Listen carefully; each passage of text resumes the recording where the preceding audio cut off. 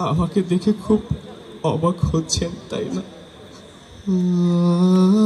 ভাবছেন আমার এই অবস্থা কি করে হলো। আপনারা কি কখনো কাবাব খেয়েছেন?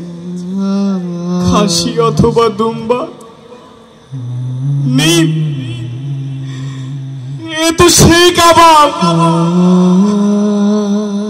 আগুনে ঝলসানো। আমার ছোট্ট ভাইটি আপনাদের জন্য কাবাব বানিয়ে এনেছি, ভোজ করুন।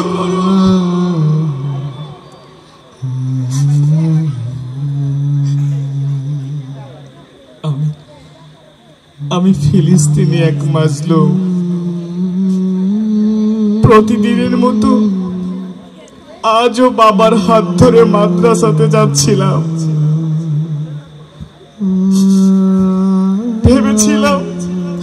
ভেবেছিলাম অন্য আরো 10টি মানুষের মতো আমিও মানুষের মতো মানুষ হয়ে গড়ে উঠব।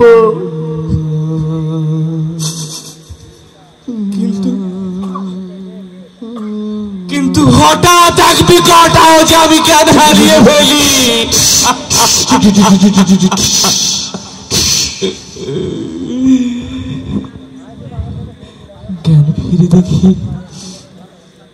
জ্ঞান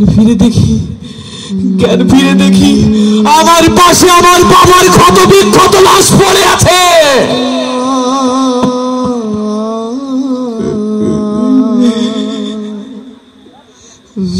সামনে তাকিয়ে দেখি আমার মাদ্রাসাটিও ধ্বংসস্তূপে পরিণত হয়েছে।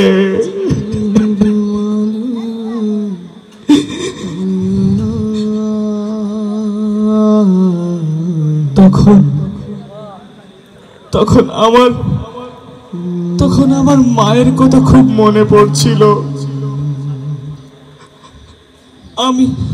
আমি মা মা বলে চিৎকার করে ঘরের এক কোণায় গিয়ে দেখলাম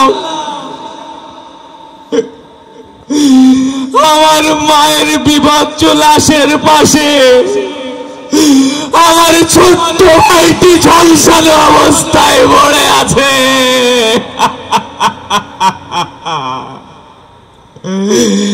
ও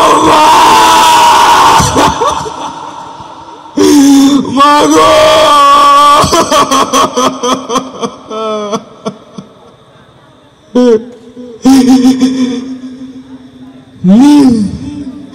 বোঝ করুন, খেয়ে দেখুন মানুষের শরীরের কেমন স্বাদ।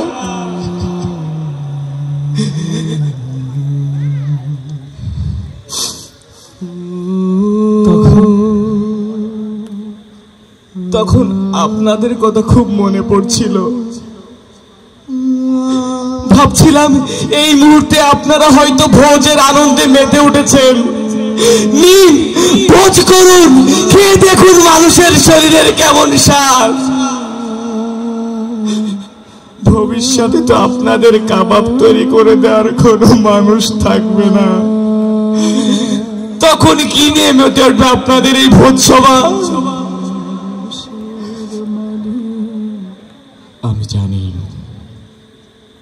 আমি জানি আপনাদের চোখ কান আজ লালসার মোহে অন্ধ হয়ে গিয়েছে। পৃথিবীর চারিদিক থেকে যে আত্মচিৎকার, আকাশ বাতাস প্রকম্পিত হয়ে গিয়েছে।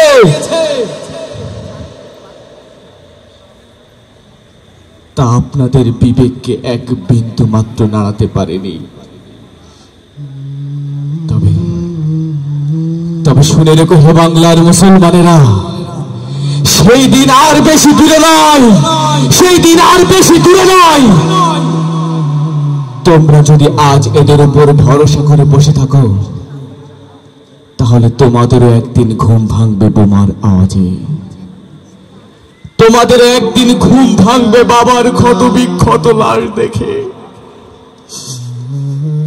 তোমাদের একদিন ঘুম ভাঙবে মায়ের বিভৎস লাশ দেখে।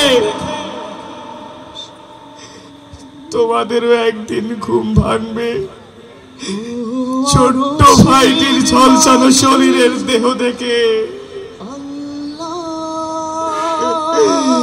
হে আল্লাহ, এই জালিমদের হাত থেকে তুমি আমাদেরকে রক্ষা করো। তুমি ছাড়া তো আমাদের আর কেউ নেই, আমরা কোথায় যাব? আমাদেরকে তুমি রক্ষা করো বাবু। উড়াও কালী বাড়ি ঝা